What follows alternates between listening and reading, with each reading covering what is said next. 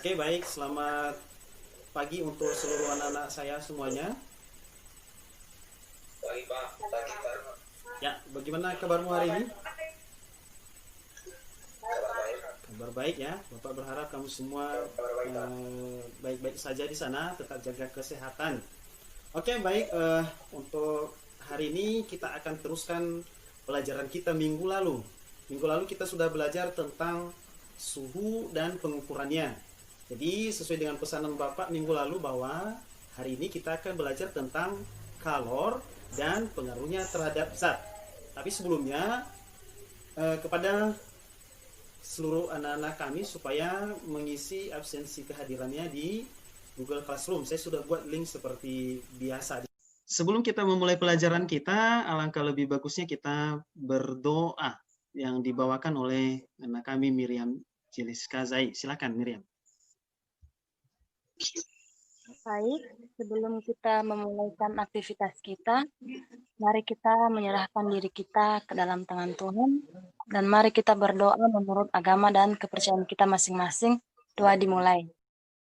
Sekarang kita akan mulai pelajaran kita. Saya akan share screen materinya. Nih, materinya tentang kalor dan pengaruhnya terhadap zat. Baik, tujuan pembelajaran kita untuk hari ini adalah anak-anak kami dapat menjelaskan pengertian kalor nanti. Kemudian yang kedua, mengidentifikasi perubahan yang terjadi pada zat benda akibat pemberian dan pelepasan kalor. Yang ketiga, menganalisis pengaruh kalor terhadap perubahan suhu benda.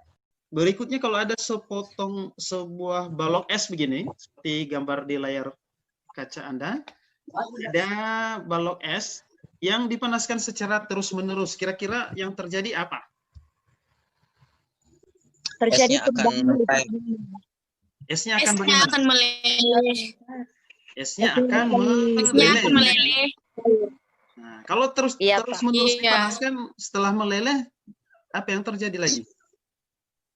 Esnya akan Ya, kalau sudah pada titik didihnya, maka es yang tadi yang sudah berubah jadi air menjadi uap, kan gitu. uap. Oke. Nah, sekarang kita akan belajar tentang kalor dan apa pengaruhnya terhadap zat benda. Nah, pertama kita definisikan tentang kalor ini dulu. Kalor adalah bentuk energi yang berpindah dari suatu benda ke benda lainnya karena perubahan suhu atau temperatur. Jadi lebih singkatnya, kalor itu adalah bentuk energi, yaitu energi panas. Pengaruh kalor terhadap suhu benda. Misalkan ada dua zat, dalam hal ini ada air panas dan air dingin, dicampurkan dalam sebuah wadah seperti gambar yang bisa kamu amati di layar HP-mu, layar kacamu. Nah, ini air panas pasti suhunya tinggi, berarti dia memiliki banyak kalor. Sedangkan air dingin suhunya rendah dan kedua zat ini akan kita campurkan. Maka yang terjadi apa? Untuk air panas pastinya akan dingin. Air yang dingin pasti akan naik suhunya.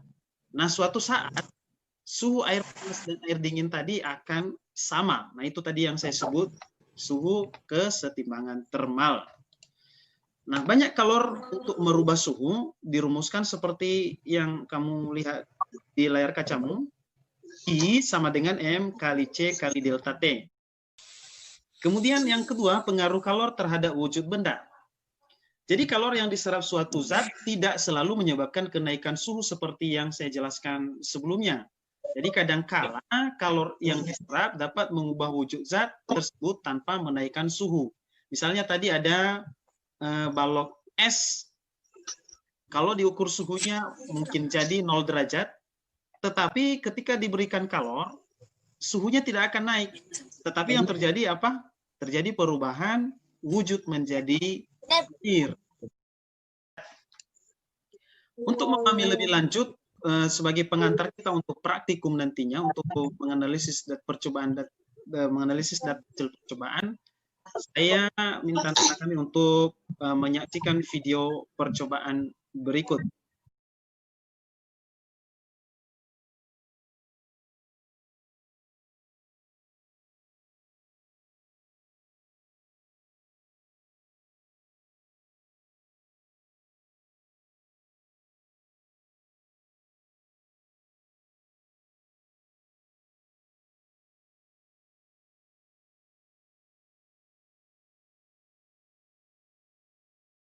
Nah, silakan dikerjakan LKPD itu di sana data percobaannya sudah Bapak sediakan. Anda tinggal menganalisis dan membuat grafik. Saya beri waktu untuk bekerja dalam kelompoknya untuk menganalisis datanya selama 25 menit dari sekarang. Ya, baik, tentunya Anda sudah menjawab LKPD yang sudah Bapak berikan. Dan saya melihat juga ya sudah banyak yang mengirimkan ya LKPD.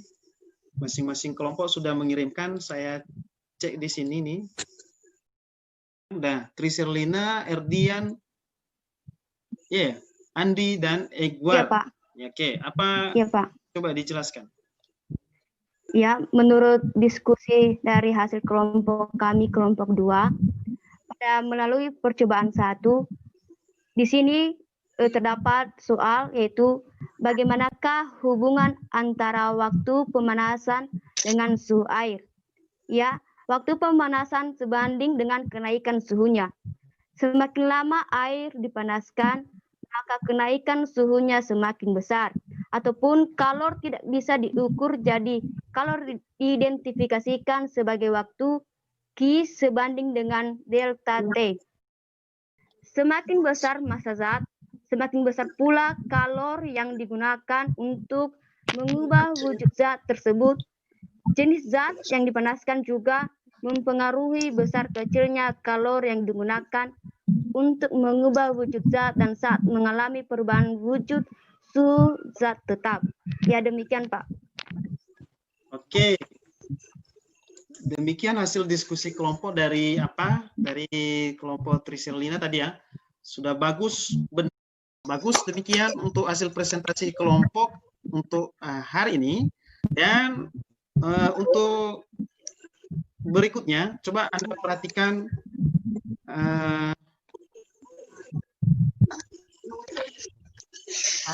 contoh soal berikut. Ya. Ada contoh soal sudah Bapak sediakan seperti ini. Misalnya ada soal begini, nanti akan kamu temukan di evaluasi soal akhir. Ini dia. Air sebanyak 200 gram dipanaskan menggunakan kompor. Dari temperatur awal, air adalah 30 derajat Celcius hingga mencapai temperatur 70 derajat Celcius. Bila kalor jenis air 4.200 Joule per kilogram derajat Celcius, maka itulah kalor yang diperlukan untuk menaikkan temperatur air itu. Jadi jawabnya begini, kita identifikasi dulu yang diketahui, kemudian yang ditanya adalah Q. Dan ini penjelasannya. Kemudian F kali C kali delta T, sehingga ketemu Q sama dengan 33.000 Joule. Kesimpulan untuk pembelajaran kita hari ini adalah ini. Kalor adalah bentuk energi yang berpindah dari suatu benda ke benda lain karena perubahan suatu temperatur.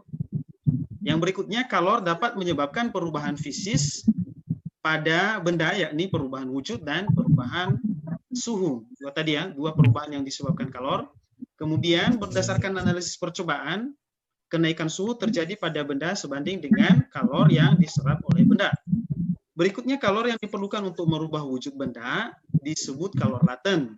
Besarnya tergantung pada jenis zatnya. Dan yang terakhir, prinsip yang sangat penting dalam termofisika ini adalah prinsip kesetimbangan termal dari Black yang disebut asas Black. Di mana bila dua jenis zat yang berbeda suhu dicampurkan, maka akan terjadi kesetimbangan suhu. Oke. Demikian pelajaran kita untuk hari ini. Kita lanjutkan untuk minggu depan pada materi perpindahan kalor. Tapi untuk menutup pelajaran kita hari ini, Tadi sudah Bapak kirimkan link kuis, silakan diikuti. Saya beri waktu setelah pembelajaran ini setengah jam Anda kerjakan, dan hasilnya nanti akan saya kirim melalui grup WhatsApp kita atau di Google Classroom, nanti saya tampilkan. Dan itu adalah hasil evaluasi belajar kamu untuk pertemuan ini. Oke, demikian pelajaran kita hari ini. Berikan tepuk tangan untuk kita semua biar lebih semangat. Ya. Oke, demikian pelajaran kita hari ini. Selamat pagi. Pagi, Pak. Pagi, Pak.